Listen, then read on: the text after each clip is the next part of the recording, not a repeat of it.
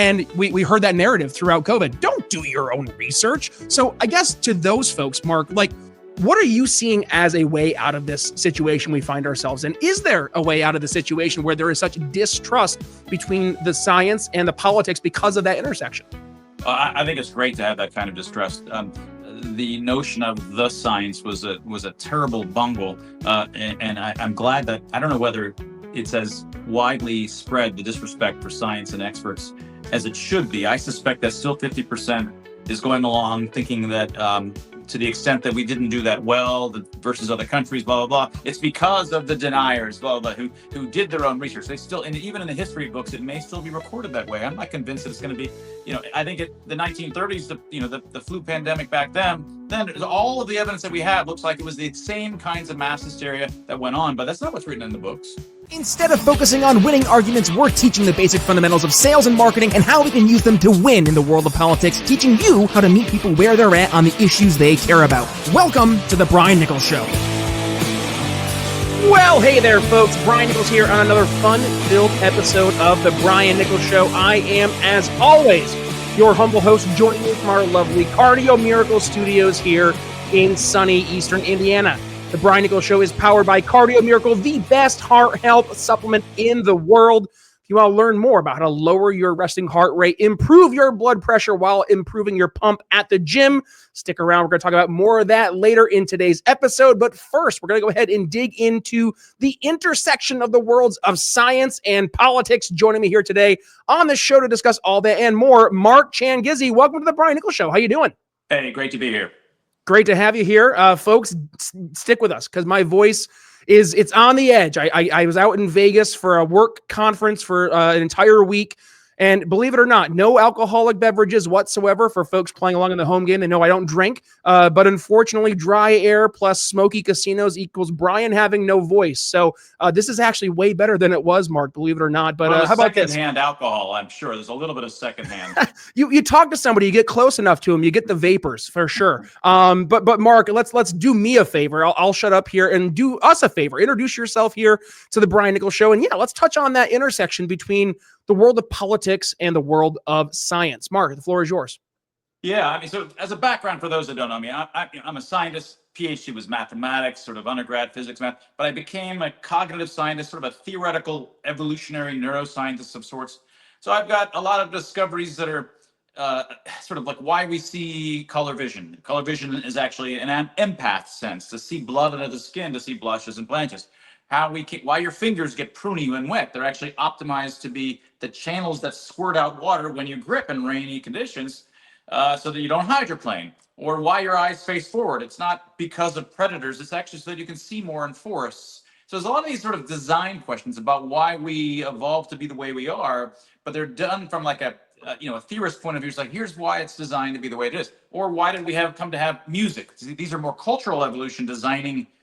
In the case of writing, for example, forget about music for example. Writing is a little bit easier to understand. Writing, in fact, looks like the kinds of contours that you find in natural scenes. Writing has culturally evolved to look like nature because your brain is only good at nature. It never evolved to read. So there's lots of my research areas are on the complex emergent ways in which either animals or society has come to have all of this rich design within it with no designer. And this is now crossing over into politics. And I became more well-known in politics when COVID hit, and I sort of burst out in March with saying, look, this is a mass hysteria. On March 17th, I said, look, biological contagion, this will be remembered as social contagion being much more dangerous than biological contagion.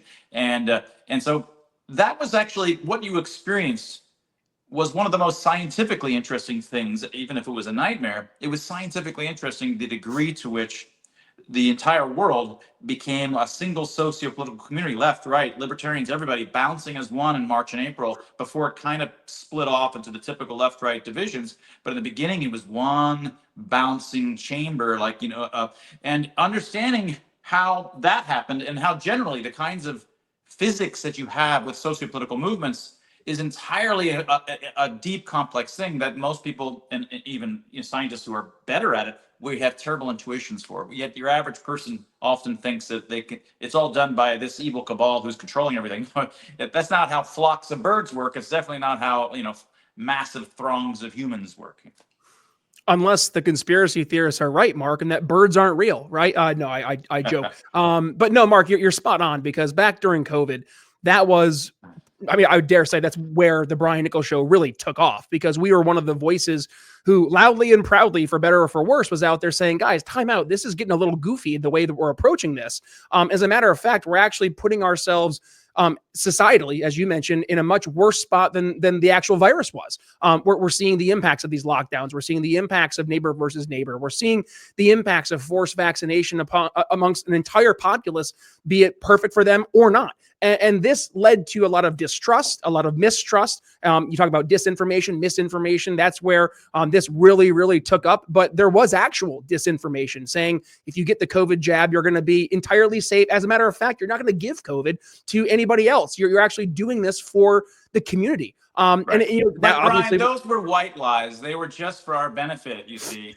I mean, and I joke, but that's the way they tell to themselves, right? When there is disinformation on their point of view, they really had good intent, because if they tell everybody the full story, this is their story they're telling themselves. If we say the full, rich, complicated story, we need a single uniform message that gets out there that makes everybody get vaccinated, and then we can be, we'll live down in history as the people that saved the world from this awful, disproportionately dangerous, altogether novel virus. That's what they're thinking, right? They're not saying, how can we fuck over society? That's not what they're thinking at all. But they're fucking over society. The worst, most dangerous kinds of people are those who have well intentions and no respect for civil liberties and want to implement their ingenious schemes on us. Well, and this is where the intersection of science and politics really, I think, hits your average person, because back in COVID, Mark, we all got hit with the intersection of science and in politics. So I guess to your average person who's listening, there is a challenge, and that is trying to sort through the white noise while sorting through what is fact versus fiction, right? And I guess, when you look at COVID, a lot of those lines were grayed out. They were crossed, and you end up a populace who maybe they were skeptical, but now they're just not trusting from the onset. They're saying, I'm going to start out with the belief that you're not telling me the truth. And then let me do my own research. Let me start to check the sources. Let me actually do some digging on my own, right? And we heard that narrative throughout COVID. Don't do your own research. So I guess to those folks, Mark, like, what are you seeing as a way out of this situation we find ourselves in? Is there a way out of the situation where there is such distrust between the science and the politics because of that intersection? I think it's great to have that kind of distrust. The notion of the science was a terrible bungle, and I'm glad that, I don't know whether it's as widely spread, the disrespect for science and experts, as it should be. I suspect that still 50% is going along thinking that to the extent that we didn't do that well versus other countries, blah, blah, blah, it's because of the deniers, blah, blah, who did their own research. They still, and even in the history books, it may still be recorded that way. I'm not convinced that it's going to be, I think the 1930s, the flu pandemic back then all of the evidence that we have looks like it was the same kinds of mass hysteria that went on, but that's not what's written in the books. What's written in the books is the extent to which they tried all of these really great ideas, and they might have worked to some extent, and that's what we should try. So I'm not convinced that much of the world really learned the moral of COVID at all. Now, to me, rather than trying to, I think it's great though that maybe 50% of the population is sort of really skeptical, but there's a way of cutting past all that, and that's your civil liberties don't depend upon the data. They don't depend upon what evidence is coming out of labs. Our civil liberties are for the perceived emergencies. That's why we have civil liberties. They're exactly for those moments. I don't need civil liberties now or free expression, free speech right now when there's nothing important going on.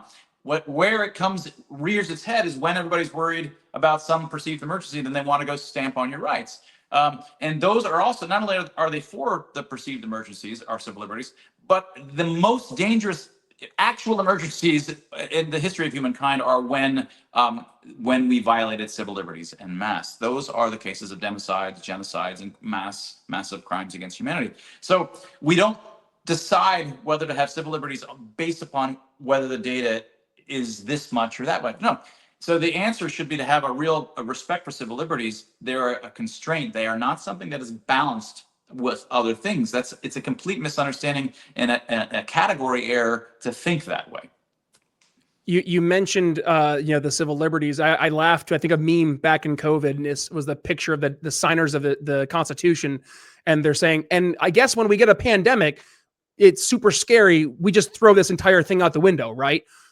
and that was the vibe, right? That was exactly how folks felt. Now and that's how even libertarians, even little L libertarians who spent their entire life, all of the libertarian crowd on Twitter that I was following over the years, they completely caved and bent and suddenly saw even Cato, even a lot of these they just completely caved. Some of my first fellow travelers in arguing against us actually were communists, little c they're old school communists, but they have a chip on their shoulder of fucking up economies because they control. So they're like, you can't freeze an economy.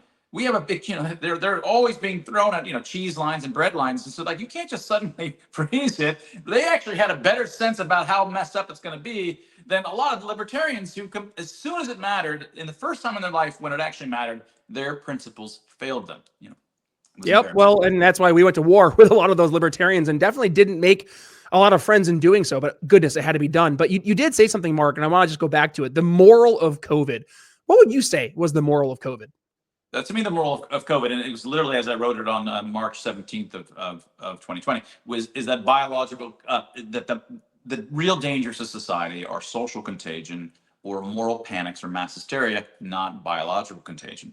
And these are what one really has to, and I've spent a lot of time in my podcast series on YouTube and Rumble trying to make sense and explain to the public the kinds of physics, the kinds of sociopolitical dynamics that happen in large groups. And they're completely non-intuitive, how social narratives are born, and they're a lot like blockchains. And once they form, they're almost impossible to break because they should be impossible to break. That's why blockchains are hard to break, because they keep the integrity of all of the cryptocurrency. Social narratives keep track of all the distributed social currency, all of our reputations. So there's all of these things that work and need to work the way they do for large groups that free expression and society relies on for its growth, but they also have side effects that break down, especially when there's groupthink. And understanding these things is really complicated. And an eventual book I keep thinking is going to be Throngs, and understanding the counterintuitive dynamics of large groups of humans. But that's what I spent a lot of my time is really trying to explain and further understand Throngs. Since COVID, it's become kind of one of my scientific endeavors. Hey folks, I want to take a moment to talk about something that has truly changed my life, and that is Cardio Miracle, our incredible studio sponsor. Now, I'll be honest, when I first heard about Cardio Miracle and their claims about improving heart health, I was skeptical. But after using it for just about 2 months, I was absolutely blown away by the results. First, my blood pressure went from being consistently around 140/90 to a much more healthier and manageable 120/80. And my resting heart rate dropped from the low 70s to the high 50s. And I couldn't believe it. But the benefits didn't stop there. I started sleeping better, and I felt more energized at the gym, and my heart felt the best it's felt in years. And it's not just me. Hundreds of you, our amazing listeners, have reached out to share your own incredible experiences with Cardio Miracle. So, what is Cardio Miracle, and how does it work? It's a carefully crafted supplement that harnesses the power of nitric oxide to support optimal heart function. So by increasing nitric oxide levels in your blood, Cardio Miracle helps relax your blood vessels, improve circulation, and it protects your heart from damage. It's like giving your heart the support it needs to function at its best. And here's the best part.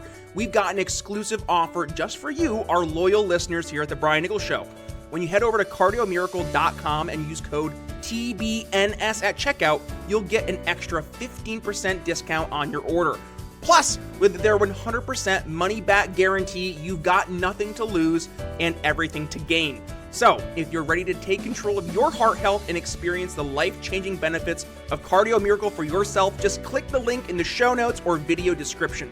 Trust me, your heart will thank you. And don't wait another day to prioritize your health. Join the tens of thousands of folks who have already discovered the Cardio Miracle difference. Head to cardiomiracle.com now and use code TBNS for 15% off your order. Your journey to a happier and healthier heart starts today. And now, let's get back to the show. When you look at where we are today, I mean, we're 5 years removed from when COVID hit. right now you see there's a big split still, and it's getting wider, I would say, and you have this far left and I would say the far right has really started to show itself over the past few years as well. What would you classify on your end there, Mark, as the fundamental differences between the far left and far right? And how about this?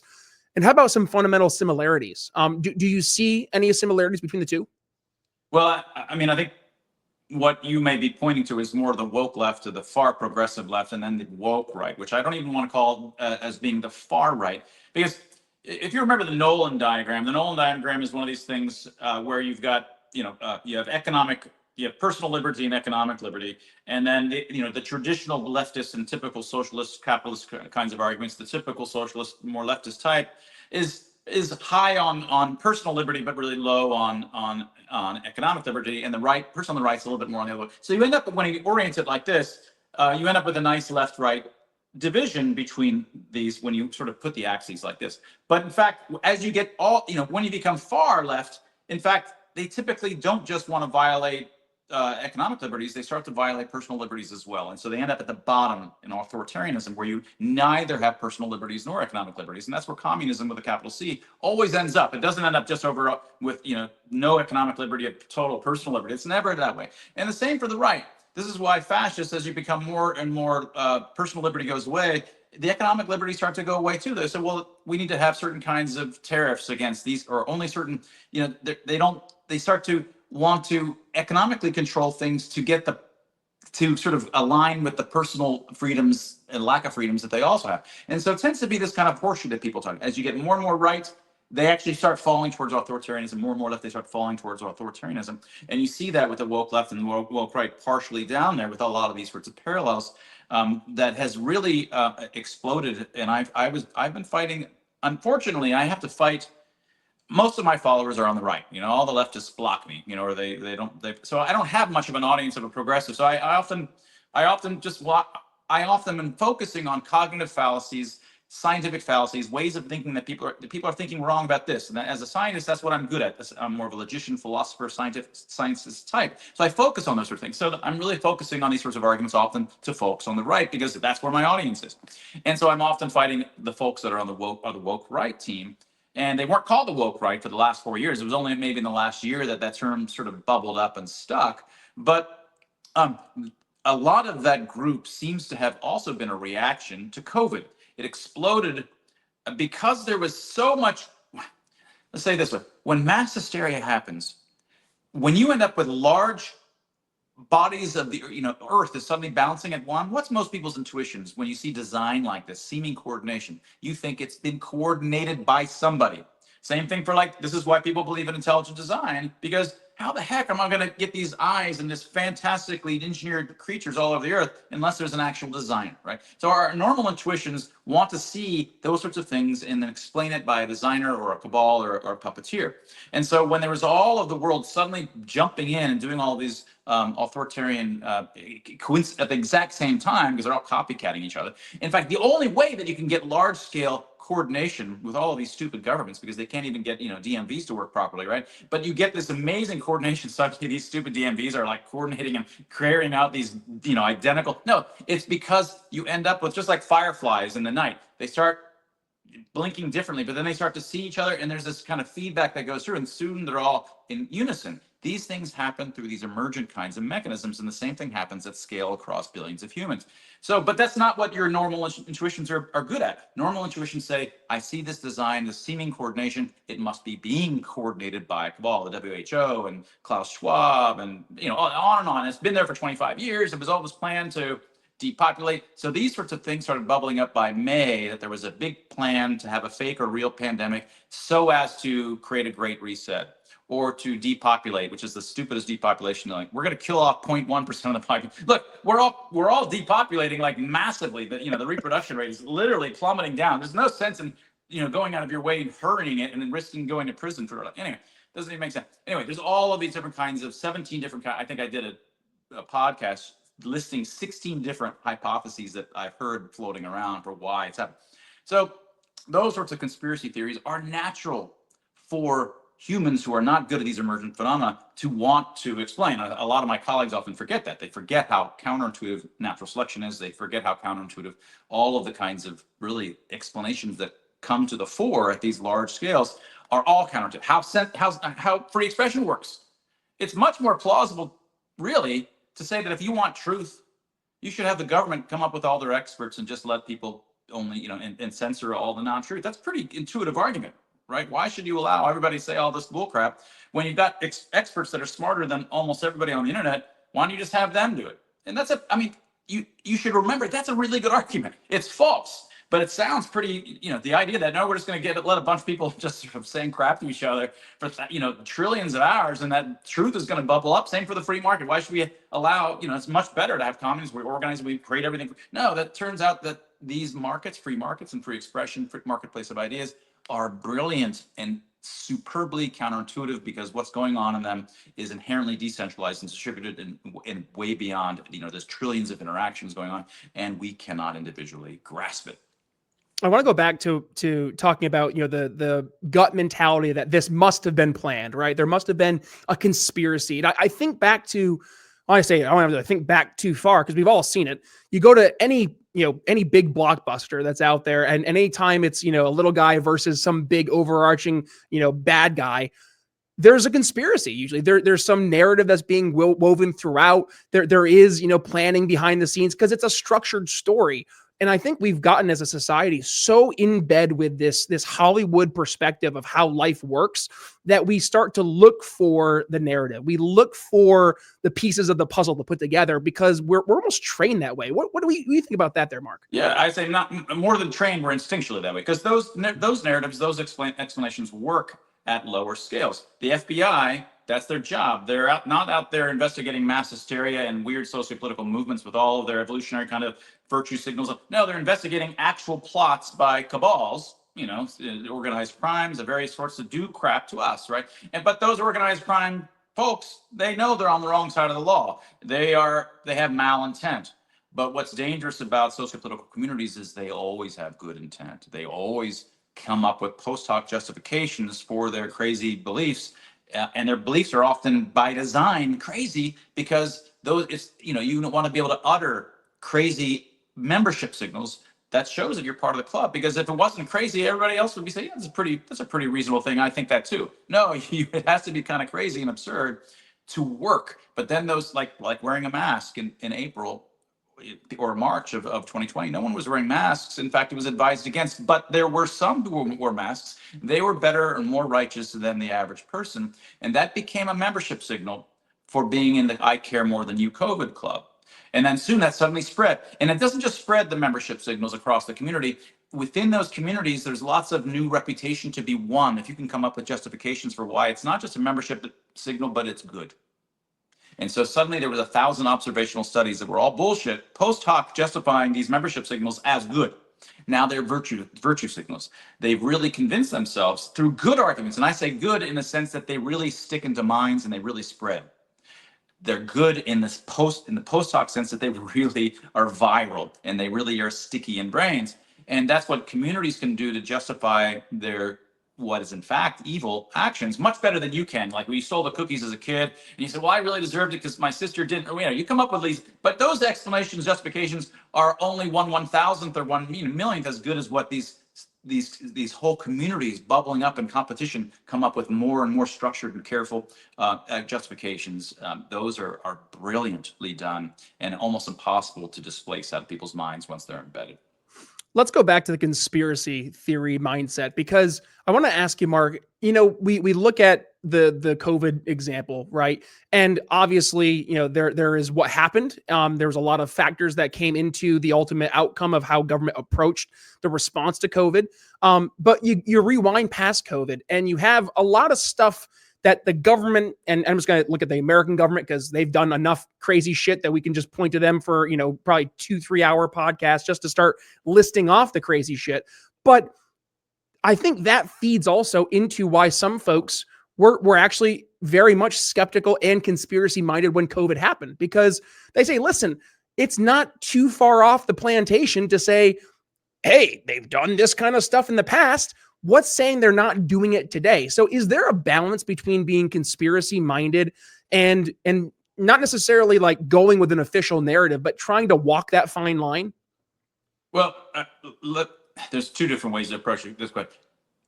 You started off pointing to things like, for example, Event 201, and the government is filled with. So Event 201 was one of these in 2019, where the government and military, industrial complex has all of these sorts of conferences where they invite academics like me, and I was invited to these kinds of things. And your task when you're there is, oh my God, what if, I don't know, cicadas attacked, overran, Missouri, what would you do? We'd have to have measures in place to do this. And so all of these well-intentioned, douchebaggy kinds of, intellectuals and academics show up like me. We're so excited about, they think we're so cool that we can come up with these plans for what to do, ingenious schemes for what to do to society if that were to ever happen. And so they're invariably, the whole entire crew that is showing up, these academics, have no real commitment to civil liberties at all. And so they're coming up with, here's all the authoritarian stuff we should do, and here's how we should censor to make sure. And so they create this massive springs of authoritarianism that are ready to be launched out if that emergency were to ever happen. But even Event 201, bullet number 3 said, do not lock down. So a lot of people point to Event 201 and say, this was obviously planned. It's like, well, first of all, why would they be having, a 20-year plan, even if they could make this happen, and yet just it's sitting there on the internet, you can go watch it. And why would they say, definitely don't lock down, and the very plans where part of the plan was that they locked down? Well, there's a reason for that, because if they, it's like, they're just 77-dimensional chess, So now it is true that just like people will say you're racist for that view, people will say your view is conspiracy theory all the time, right? That the left, the progressives who were pro-COVID sort of emergency stuff were constantly, that's a conspiracy. Well, no, most of what the people like me were saying were not conspiracy theories at all. But a lot of folks who are conspiracy theories like, yeah, but a lot of stuff that we believed you said were, said the left says were conspiracy theories, and they in fact weren't. No, that's just because they weren't conspiracy theories. Conspiracy theory is it used, and it was used way before the CIA happened to use that. It was the late 1800s. It's a derogatory term meant to be that it's a hyper complicated in a socio-political kind of hypothesis that could be explained infinitely more easily by something else, right? That's what it means. And a lot of the hypothesis that we had was that it was in fact not an altogether novel, disproportionately dangerous virus, and it's much more likely to have come from the lab that's sitting there right next to where apparently, if that's all true, is much more likely to than some, bats in the nearby wet market. That doesn't even, so all of these hypotheses, which were totally natural and normal, were just labeled, just like the left always labels the right racist, just as a way of shutting them down. But it doesn't mean racist doesn't mean what it means, and it doesn't mean conspiracy theory is suddenly something that isn't bad. It is a derogatory term. It means a particular thing, and much of what we were saying was not conspiracy theory stuff at all. But some of it damn well was. And that hurt our cause, in my opinion. It hurt us because people on the left, like, what do you mean there's no such thing as viruses? You're saying that a lot of the folks on my side were suddenly like, there's no such thing as viruses. That's a psyop. Like, and virology was all, a big plot by the Jews from the 1880s. Like, okay, supposing even if that were true, this is not really the point or helpful at the moment, guys. The point is that even if it was a virus, it wasn't dangerous. It was not dangerous. It was all that the harms were done by ourselves to ourselves. It's all sidetracked to suddenly say there's no such thing as a virus. But so, Mark, this is the part where we look for some resolution, right? We've seen, and I think it's fair to say right now, we are as divided as we've been in recent memory, at least to the most I've seen. Obviously we've had a civil war as a country, so we've been more divided in the past, but where we are today, the tensions are high. As we're recording today, we're still going through the Tesla dealerships being firebombed and people's cars being vandalized. And you see this kind of action because there really is a huge schism between, I would say, just the far left or the woke left. And I'm not even going to say that the far right, just I would say your average person. So Mark, is there any reconciliation? Is there any coming back from this? What would that look like if so?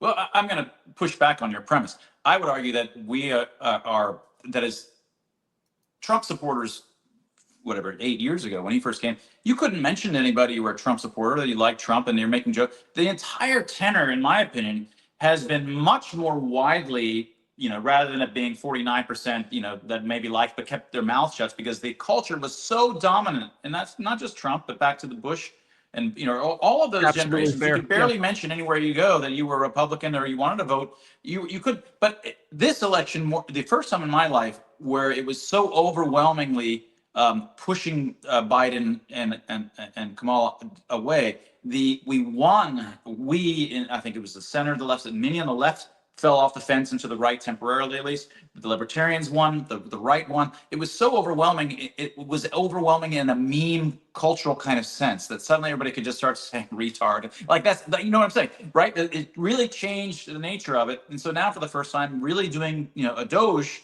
which, Obama talked about doing Doge. He used the same, he didn't say it as Doge, but he used the same term for the department. There was not really the popular appetite for it. So in my opinion, I'm seeing the largest unifying, the feeling like there's, I don't know what the actual numbers are, 60% of the population for the first time really feels as if it's time to get past a lot of this stupid woke stuff.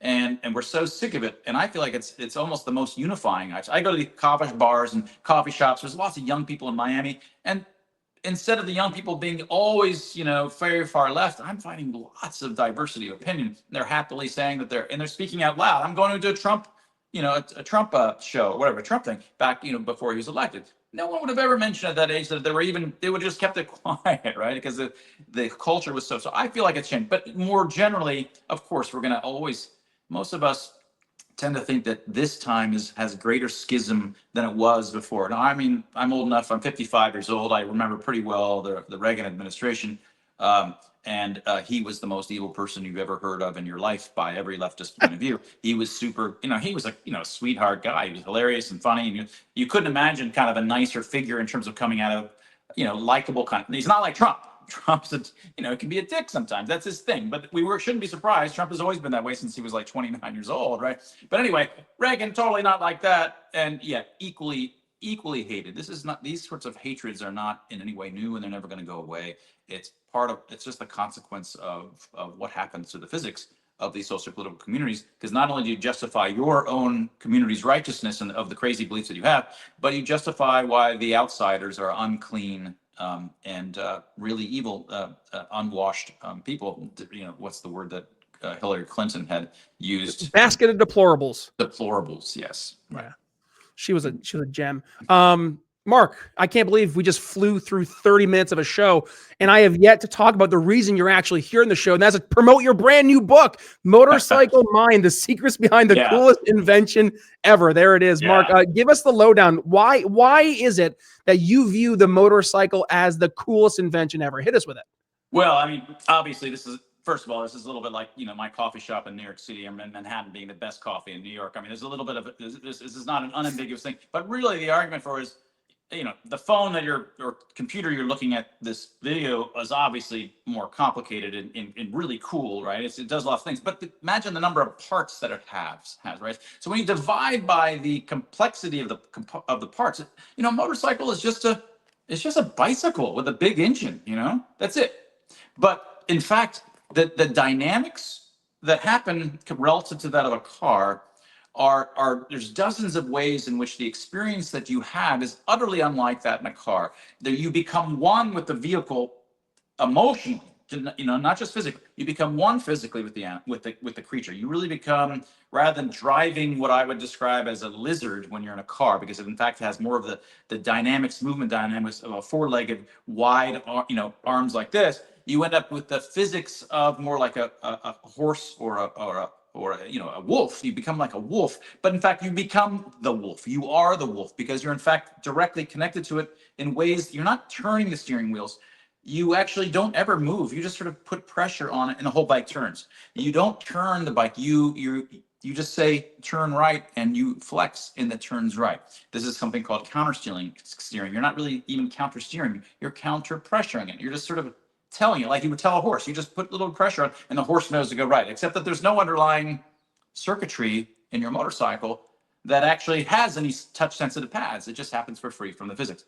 There's a variety of ways in which it's as simple as it is. The experience is a fundamentally different kind of thing. It turns you into a beast in an actual kind of literal senses, in which the sense that your own body is yours is the same sense in which the motorcycle becomes your body, quite distinct from anything else that you're familiar. But key to that is that, and it's just a bike with an engine. It's the denominator in some sense. It's such a small denominator. You're dividing by such a small, simple seeming thing that you're getting at this amazing richness, which is transformative to those who are motorcyclists. We'll talk about it with a zeal that you, if you're not a motorcyclist, just cannot get until you've done it, right? And that's me, Mark. I've never understood it. I grew up in upstate New York, where we have 7-8 months of the year where we're under like 3 feet of snow. Yeah. So just the idea of going out on a motorcycle to me has always been kind of alien. And I live in Indiana now, and as soon as it gets above 40 degrees, you have folks out on their motorcycle, and I'm just like, I don't get it. But that helps me, and I'm sure a lot of the folks who are playing along in the home game today, it helps them kind of understand. And listen, this is the tip of the iceberg. Where can folks go ahead and learn more? Grab Motorcycle Mind if they want. Pick it up and start reading. Is it available at all of our favorite bookstores, online, all that and more? It's not up at only the ebook is at Amazon. For some reason, it's been slow to get it. But you can get the physical book at Barnes and Noble. And so you can go to my last name is Changizi.com. If you Mark Changizi, all my books are linkable at my page. You mentioned earlier just before I got 6 other books. This one's on the origins of music and language, how we came to have music. So, all of my other books are kind of substantive discoveries. This is the first one where I'm asking a question: why are motorcycles the coolest, invention ever? That scientists per se aren't asking, but it's on the backdrop of 30 years as a scientist, answering true seminal kinds of questions that scientists have struggled with. So you can find all my books. If you go to Changizi.com, you can find all my books there. All of them are Amazon, again, except for right now, Motorcycle Mind is not physically there for some reason, but it's at Barnes & Noble. I'm at Twitter and YouTube, all under my name. I have a Science Moment channel there. Yeah. And Mark, I'm just going to say this has been one of my favorite episodes in recent memory. It actually brings me back to, we had Professor Adrian Bajan here on the show from Duke University, and we were talking about constructal law and just the idea that things want to flow in a free motion just on their own, right, with no real guidance. And this kind of feeds into our conversation today, where there is no cabal, right? There is no, evil guy with a monocle pulling the strings. Sometimes things just happen, and they happen in a way where we start to work together, be it intentionally or unintentionally, consciously or unconsciously.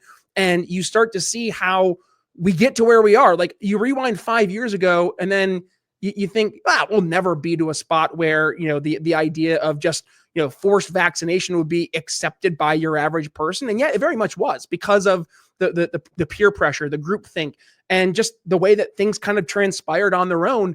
And to see that it all does kind of come together, right? Both we talked about the beginning of the show, science and politics, right? For many folks, they're 2 separate lanes, but they very much do intersect, not just in policy, but also in how we approach these issues, how we talk about these issues, how we think about these issues. So I really appreciate you being able to come on the show, kind of paint that picture, and obviously using something we all experienced over the past 5 years, COVID, as the example, but going back and using those use cases and examples to help paint the picture even more. I know I got a lot of value. I know lots of folks listening along at home, they got a lot of value. So with that being said, Mark, call to actions. Yes, we got the website. Anything else? Twitter, Facebook. You're on those, right? YouTube. I've got YouTube. But I was say, here, one thing that you can do, in addition to always respecting civil liberties, that's an inviolable thing. The other is just remaining aloof. Always trying to remain aloof. Try not to consider yourself part of the blah blah group.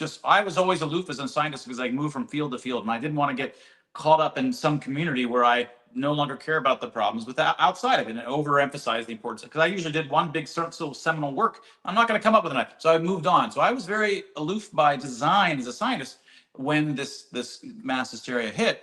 And you can insulate yourself if you're careful. Really, just don't join clubs. I mean that in the socio-political sense, to keep yourself aloof so that you're not brought into these kinds of groupthink. And if everybody did that, it might be less likely to spread across the world as it did.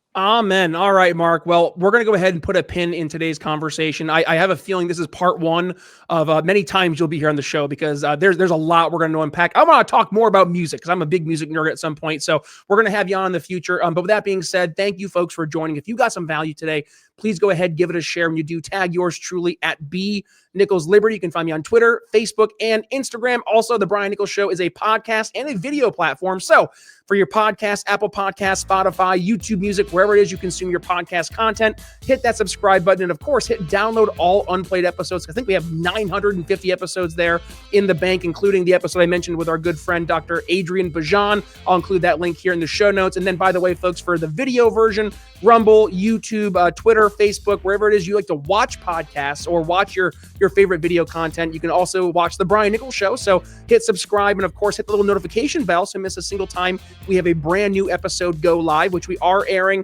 on Monday nights and Friday nights at 8 p.m. Eastern, 8:30 p.m. Eastern. There we go. So make sure you go ahead and hit that subscribe button so you don't miss a single time we have a brand new episode air. And with that being said, we're going to go ahead and say goodbye. So, Brian Nichols wrapping things up here today with Mark Changizi. We'll see you next time. Thanks for listening to The Brian Nichols Show. Find more episodes at briannicholsshow.com.